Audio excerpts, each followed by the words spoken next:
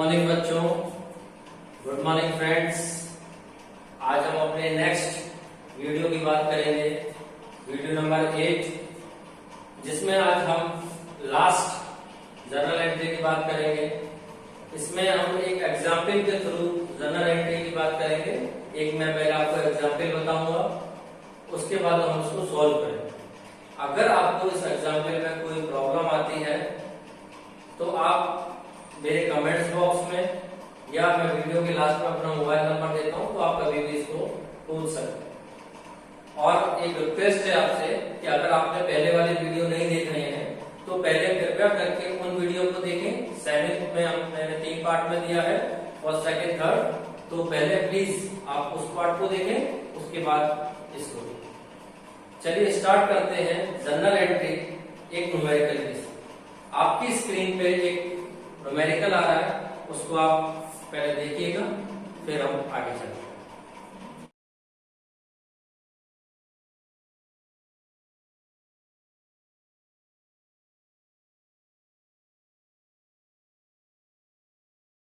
देखिए, ये जो न्यूमेरिकल आपके पास अभी आपके स्क्रीन पे था, आप इसको नोट कर लीजिए। इसमें हम एक एक पॉइंट को डिस्कस करेंगे, एक एक चीज को डिस्कस करेंगे with the help of rules of accounting. तो आप पहले पॉज करके आप न्यूमेरिकल को अपनी नोटबुक में उतार लीजिए। वैसे मैं एक एक करके आप बताता हूँ, उसको आप सबसे पहले आप ध्यान रखिएगा, आपका वो फॉर्मेट होता है, ये date, particular, LF, amount debit, amount credit. इसके बाद मैंने आपको बताया था कि 3 मेन आपके अकाउंटिंग रूल होते हैं, जिसमें हमारे पास 3 तरह के अकाउंट आते हैं।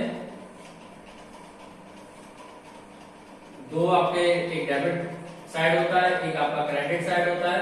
इसको आपको जरूर लिखना है, आपको जरूर पता होना चाहिए कि पर्सनल, रियल और नॉमिनल। पर्सनल का रूल होता है debit is a receiver, credit is a giver, what comes in are debited in real account, what goes out in are real account are credited, expenditure and losses are debited in nominal account, और income and gain are credited in nominal. चलिए एक एक करके जो आपने numerical लिखा हुआ है वो मेरे ऊपर डिस्क्रिप्शन में भी चलेगा, आप भी उसको देखते चलिए कि उसने क्या पूछा है, उसके बाद क्या क्या जर्नल एंट्री करनी। डेट आपको फर्स्ट ऑफ ऑल लिखनी है, उसके बाद हम आगे चलते हैं।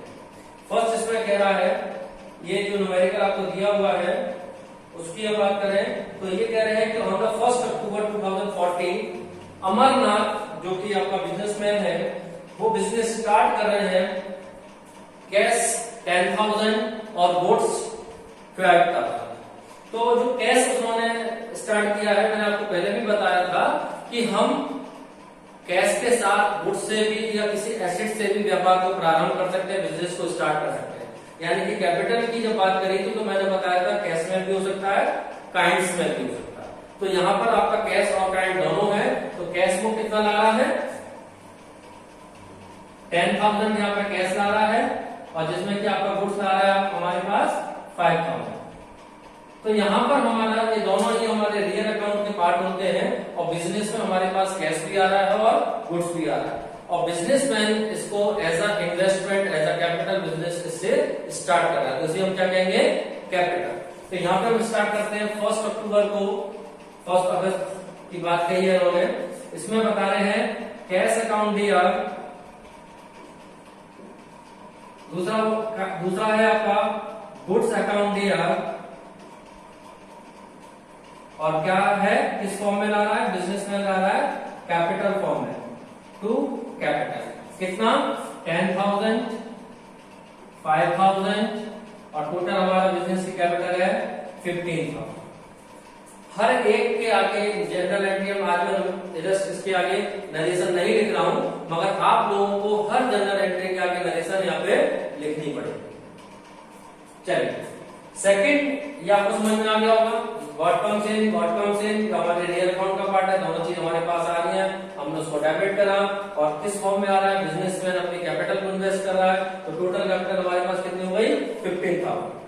सेकंड जनरल एंट्री की बात करें तो परचेज गुड्स फॉर कैश, यहाँ पे लिखा हुआ है purchase goods for cash, cash mall purchase किया, कैश वर्ड आ रहा है तो हमारा जनरली कैश ही नहीं है, यहाँ पे किसी भी पर्सन का नाम नहीं है। तो सेकंड एंट्री हम करेंगे 2 अगस्त को। यहाँ पे दो चीजें हैं, परचेज कर रहे हैं हम और दूसरा हमारे से कैश जाएगा। जब हम किसी भी चीज को परचेज करते हैं तो कैश हमारे से जाता है, तो कैश बैलेंस हमारा क्या हो जाएगा, कम, और यहाँ पे हमारा परचेज क्या हो जाएगा, आ जाएगा, यानी कि purchase in the forms of goods. तो गुड्स हमारे क्या हो जाएंगे, इंक्रीज। तो गुड्स भी किसका पार्ट है, रियल अकाउंट का पार्ट है। तो what comes in are debited, तो और व्हाट गोज आउट यानी कि कैश हमारे से जा रहा है, तो what goes out are credited. तो हम यहाँ पे क्या लिखेंगे, हम क्या कर रहे हैं, यहाँ पे गुड्स ले रहे हैं, कैश हमसे जा रहा है और गुड्स हमारे पास आ रहा है। तो हम यहाँ पे करेंगे गुड्स अकाउंट दिया टू कैश, कितने का, यहाँ पे जो अमाउंट दिया हुआ है वो दिया हुआ है आपका 5000 रुपीज का। तो 5000 का उसने माल परचेज करा कैश, ठीक है। हर एक की नरेशन फिर मैं आपको बता रहा हूँ, नरेशन आपको करना है। तो यहाँ पे हो जाएगा नरेशन होगा being the goods purchase for cash. चलिए थर्ड पॉइंट की बात करते हैं, मैं इसको रफ कर देता हूं। थर्ड पॉइंट की बात करते हैं। थर्ड पॉइंट में कह रहा है, ये डेट है हमारे पास 5 अगस्त की, ये डेट है हमारे पास 5 अगस्त की। 5 अगस्त को कह रहा है purchase furniture from furniture house, purchase furniture from furniture house.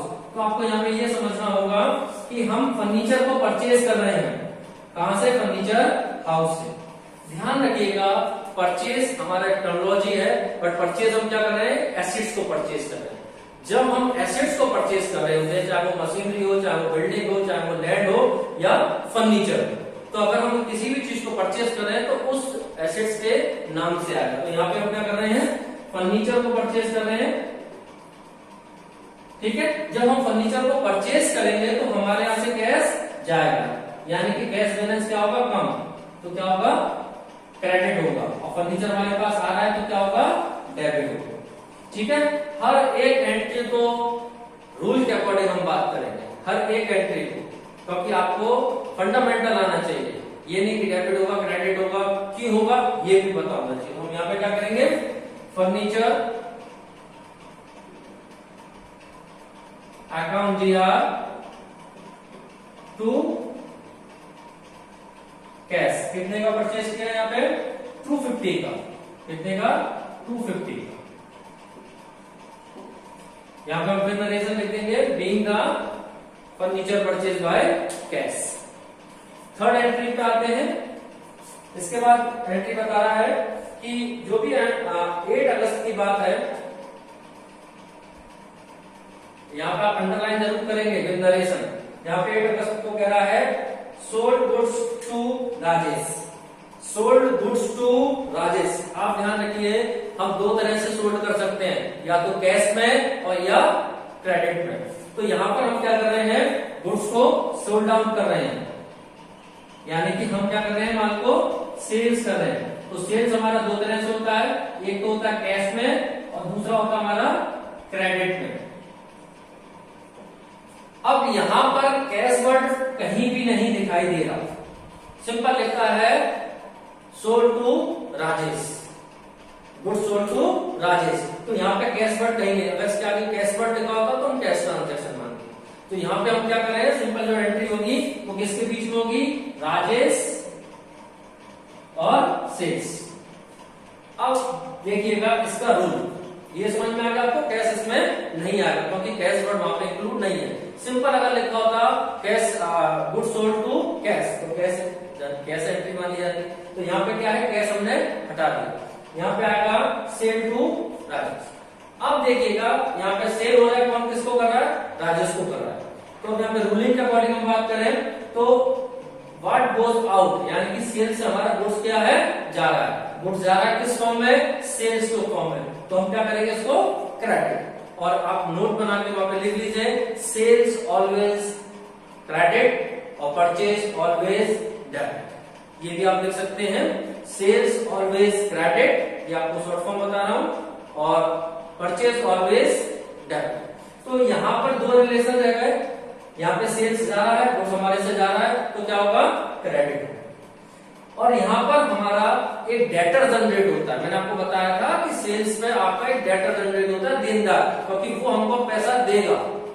तो वो जो डेटर है जो हमको पैसा देगा उसको हम यहाँ पे एज अ डेटर मान के चलेंगे। तो उस व्यक्ति का हमारे पास क्या आ जाएगा, नाम आ जाएगा। तो हम यहाँ पे क्या करेंगे,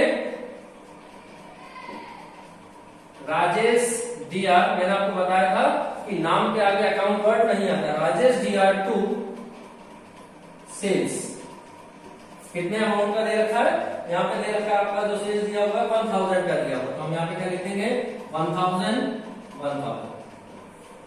क्लियर हो गया, समझ में आ गया। अब इसकी नरेशन लिखेंगे, being the credit sold to Rajesh. ठीक है, नेक्स्ट हम आगे चलते हैं, आगे की जनरल एंट्री की बात करते हैं। नेक्स्ट दिया हुआ है पेड टू चैरिटी। आपको मैंने जब बेसिक टर्म्स पढ़ाए थे तो चैरिटी की बात की थी, और जब आपको स्पेशल जनरल एंट्री ट्रांजैक्शन की बात की थी वहां पे मैंने आपको चैरिटी की बात की थी। अगर आपने इससे पहले वाला वीडियो देखा होगा तो ये एंट्री आपको अपने आप आ जाएगी। यहाँ पर वो चैरिटी कर रहा है गुड्स में और कैश में। मैंने आपको पहले भी बताया था कि चैरिटी हम गुड्स और कैश या एसेट्स में किसी में भी कर सकते हैं। तो यहाँ पर वो क्या कर रहा है, चैरिटी कर रहा है। और चैरिटी भी हमारी दो पार्ट्स में कर रहा है, एक तो वो पैसा भी दे रहा है यानी कि कैश भी दे रहा है, और दूसरा वो उसका गुड्स भी दे रहा है यानी कि वो फर्म का कुछ ना कुछ उसको माल भी दे रहा है। और ध्यान रखिए जब दे रहा है तो ये दोनों ही चीजें हमारी क्या होंगी, जब चीज जाती है फर्म से वो बैलेंस क्या हो रहा है, कम, तो हमारा क्या होगा यहाँ पे डेबिट। यहाँ पर जो भी चीज हमारे से जाएगी तो हम उसे क्या करेंगे, सॉरी डेबिट नहीं होगा, यहाँ पे क्या होगा, क्रेडिट। कोई भी दोनों चीजें हमारे से जा रही है, कैश भी हमारे से जा रहा है और गुड्स भी हमारे पास से जा रहा है। तो जा रहा है तो रियल अकाउंट का पार्ट है, तो हम क्या करेंगे, what goes out are credited. तो सिंपल सम करेंगे, यहाँ पे कैश, दूसरा हो जाएगा हमारा गुड्स, ये जो अमाउंट आएगा वो आ जाएगा। अब हमारे पास आ क्या रहा है, किस फॉर्म में जा रहा है, चैरिटी के फॉर्म में जा रहा है। तो हम यहाँ पे लिख देंगे चैरिटी, चैरिटी अकाउंट डीआर। कितना कितना अमाउंट है, 150 और 125, 150, सॉरी ये क्रेडिट साइड का आइटम है, 150 125। तो यहाँ पे आ जाएगा 275 से हम क्या करें, इसको चैरिटी दे। ठीक है, नेक्स्ट फिर आगे की बात करते हैं। फिर जनरल एंट्री है गुड्स रिटर्न बाय राजेश, यानी कि गुड्स रिटर्न कर रहा है कौन, उनको राजेश कर रहा है। और राजेश को हमने यानी कभी कभी माल बेचा था, आपको मैंने एंट्री बताई थी, 1000 रुपए का राजेश को हमने माल बेचा था। अब राजेश हमको क्या कर रहा है, रिटर्न करता है। तो यहाँ पे एक चीज आपको और इम्पोर्टेंट ध्यान में रखनी है, जब वो रिटर्न कर रहा है यानी कि हम उसको पहले सेल आउट कर चुके हैं, तो अब हमारी क्या हो जाएगी, सेल्स रिटर्न। तो आप यहाँ पे एक वर्ड और लिखिए, sales return always a debit और purchase return always a credit. Sales return always a debit और purchase return always a credit. तो यहाँ पर वो व्यक्ति हमको माल वापस कर रहा है। तो जब हमने उसको बेचा था तो Rajesh account DR to sale, अब हमको वापस कर रहा है यानी कि गुड्स हमारे पास आ रहा है, what comes in are debited. तो गुड्स हमारे पास जब आएगा तो हम क्या करेंगे, वहां पे sales return account DR to Rajesh.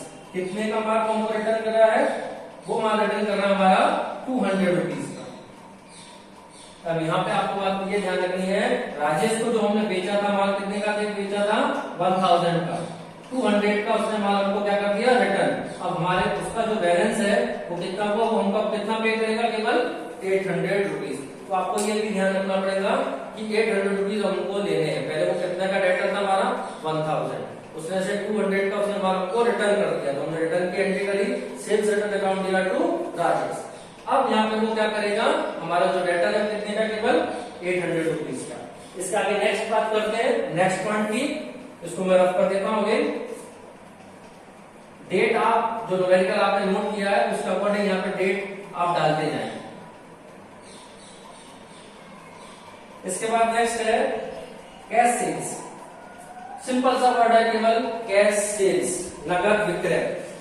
और नगद विक्रय दिया हुआ है तो सिंपल, जब आप कैश सेल्स करते हैं तो आपके पास पैसा आता है और गुड्स हमारे से जाता है। तो सिंपल सी इसमें एंट्री हो गई, जो चीज हमारे पास आ रही डेबिट हो गई, जो चीज हमारे से आ रही वो क्रेडिट। तो हम यहाँ पे करेंगे cash account DR to sales. कितने का अमाउंट है? Cash account DR to sales है हमारे पास 1200। इधर भी आ जाएगा 1200, इधर भी आ जाएगा और यहाँ पे नरेशन आ जाएगी being the goods sold to cash. इसके बाद नेक्स्ट हम बात करते हैं परचेज गुड्स फ्रॉम नीरज। देखिए पहले जो परचेज करा था वो कैश वर्ड था, वहां पर नाम नहीं था। यहाँ पर है परचेज गुड्स फ्रॉम नीरज, यानी कि नीरज से माल खरीदा। अब यहाँ पे कहीं भी वर्ड कैश वर्ड नहीं है। फिर मैं आपको बार बार बताता हूँ कि जहां कैश वर्ड आएगा, नाम भी आएगा तो हम उसको कैश मानेंगे, जहां नाम आएगा तो हम उसको क्रेडिट मानेंगे, और जहां कैश है वो ऑलवेज कैश ट्रांजैक्शन मानेंगे। तो यहाँ पे हम क्या कर रहे हैं? परचेज फ्रॉम नीरज, यानी कि हम परचेज कर रहे हैं किससे? नीरज से। तो यहाँ पे आपको ये देखना है कि जब हम परचेज कर रहे हैं नीरज से तो परचेज भी हमारा दो टर्म में होता है, एक कैश और एक क्रेडिट। एक होता है हमारा कैश और दूसरा होता है हमारा क्रेडिट। अब यहाँ पर वो पैसा तो दे नहीं रहा, यानी कि कैश यहाँ पे हमको पेड नहीं करना, तो हमारे पास वो हमारा क्या हो जाएगा? यहाँ पे उस व्यक्ति का नाम आ जाएगा, यानी किसका? नीरज। और नीरज हमारा कौन हो जाएगा? क्रेडिटर हो जाएगा। मैंने आपको बताया भी था परचेज पे क्रेडिटर जनरेट होता है, क्रेडिट परचेज पे, और क्रेडिट सेल्स पे हमारा डेटर जनरेट होता है। तो ये क्या हमारा परचेज कर रहे हैं, वो भी क्रेडिट, तो कौन जनरेट हो गया? आपका क्रेडिटर। तो आप यहाँ पे और एक इंपॉर्टेंट पॉइंट लिख लीजिए, लायबिलिटीज ऑलवेज अ क्रेडिट और assets always a debit. Liabilities always a credit और एसेट्स ऑलवेज अ डेबिट। तो यहाँ पर हमारा ये चीज तो आएगी नहीं। अब यहाँ पे परचेज ट्रांजेक्शन हो रहा है, वो भी किससे हो रहा है?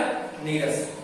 तो परचेज जब हम करेंगे तो गुड्स हमारे पास आएगा, जब हम परचेज करेंगे तो गुड्स हमारे पास आएगा, क्योंकि गुड्स परचेज उसके आगे वर्ड लिखा हुआ है, तो हम हमारे पास गुड्स क्या है? आएगा। तो हम यहाँ पे क्या लिख देंगे?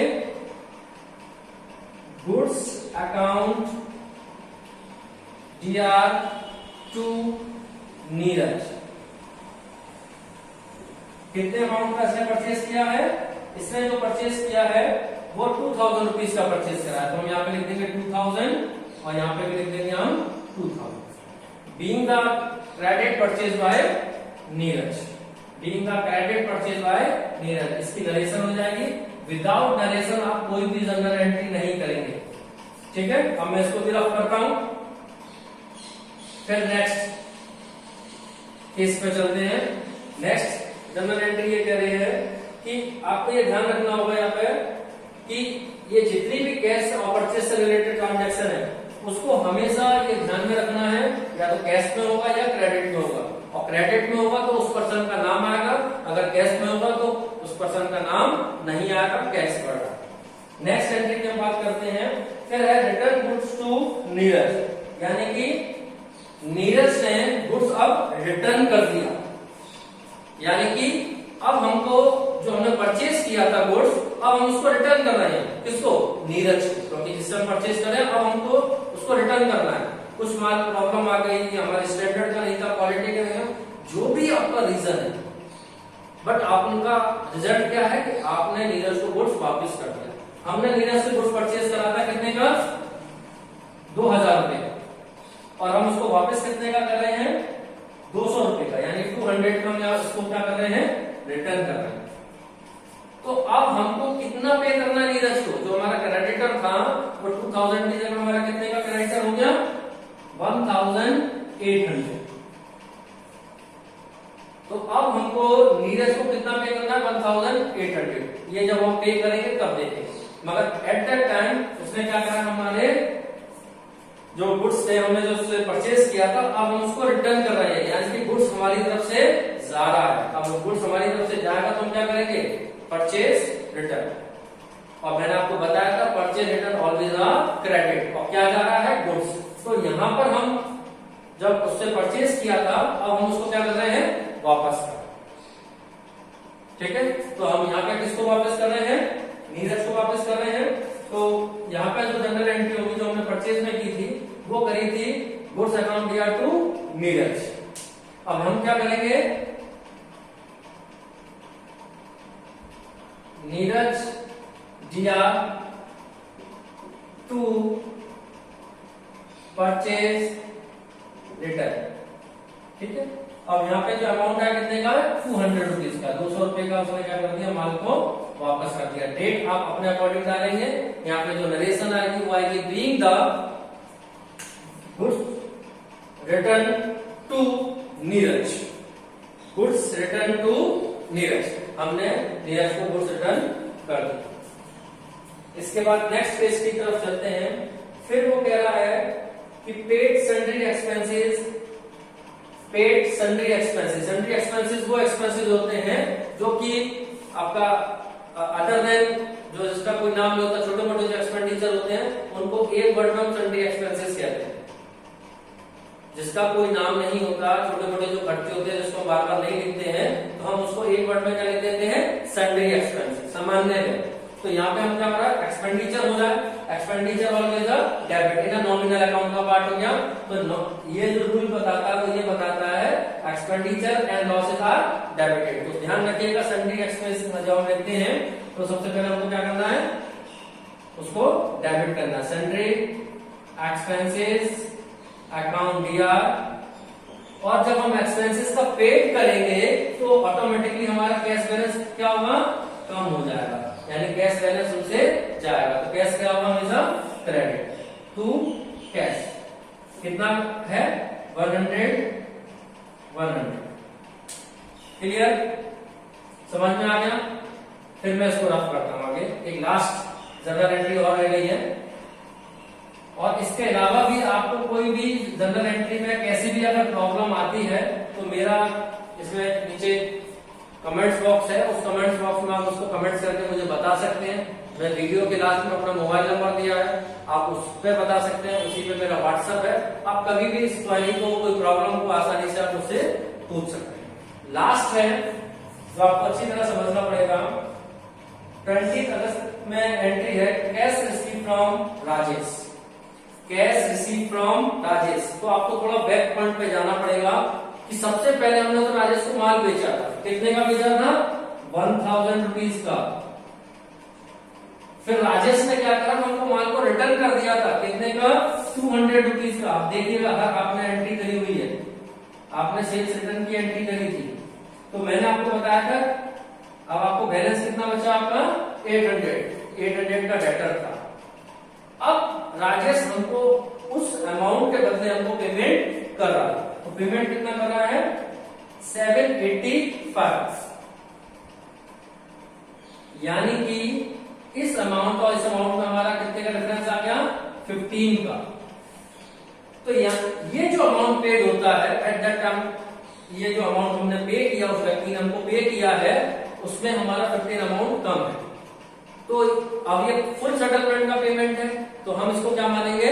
डिस्काउंट। इसको दो तरह से कर सकते हैं। तो आप डायरेक्टली लिख दीजिए कैश अकाउंट दिया टू, जिसको हमने सेल किया था, राजेश, और इसको ऑथेंटिक रीजन के साथ अगर आप करना चाहते हैं तो आपको डिस्काउंट अकाउंट अगर ओपन करते हैं तो हमको यहाँ पे लिखना पड़ेगा, क्योंकि तो हमारा क्या हो गया? लॉस हो गया। हमको इतना अमाउंट रिसीव होना था, मिला कितना? 785। ये क्या हो गया? लॉस। तो हम इसको क्या मानेंगे? डिस्काउंट। हमने डिस्काउंट उसको अलाउ किया और उसने हमको ये पेमेंट कर दिया। तो हमारे पास दो चीजें आ गई, एक तो ये बैलेंस आ गया कैश फॉर्म में, और जब कोई भी चीज बैलेंस आता है तो हम उसको क्या करते हैं? डेबिट। तो हम यहाँ पे लिखेंगे कैश अकाउंट दिया, डिस्काउंट अकाउंट दिया। अभी बता रहा हूँ डिस्काउंट मैंने क्यों लिया है। डिस्काउंट मैंने इसलिए लिया है डेबिट साइड में कि ये हमारा क्या हुआ? लॉस। और लॉस हमेशा क्या आता है? नॉमिनल अकाउंट का पार्ट होता है, तो किसमें आता है? डेबिट में आता है। और किससे प्राप्त हुआ है? हमने जो माल बेचा था, सेल्स किया था राजेश को, तो राजेश ने हमारा क्या कर दिया? पेमेंट कर दिया। तो यहाँ पे कितना पेमेंट करा है? 785 डिस्काउंट हमारा डेबिट कितना हो गया 15 और टोटल बैलेंस कितने का सेटलमेंट हो गया 800। तो यहाँ पे हमको कभी कभी ऐसे न्यूमेरिकल आ जाते हैं जिसमें हमको कम बैलेंस मिलता है, तो हमको इस तरह से उसको करना है। अगर यही न्यूमेरिकल सेल से रिलेटेड होता तो ये जो डिस्काउंट वर्ड हमने डेबिट पे लिखा हुआ है वो हमारा क्या होता है क्रेडिट, क्योंकि हम उसको कम पे करते हैं। अब एडेड इसने क्या करा हमको कम पे किया, तो हमको 800 पे करना था, 785 पे किया, यानी 15 रुपीज जो उसने डिस्काउंट के हमसे लिए हैं और हमने उसको अलाउ किया। तो यहाँ पे क्या है डिस्काउंट 15 रुपीज आ गया, कैश आपका 785 आ गया, 2 लाइन्स। इसकी जनरेशन आपको लिखनी पड़ेगी being the cash receive from Rajesh and discount allow, cash receive from Rajesh and discount allow. आज के लिए बस इतना ही। Thank you, have a nice day.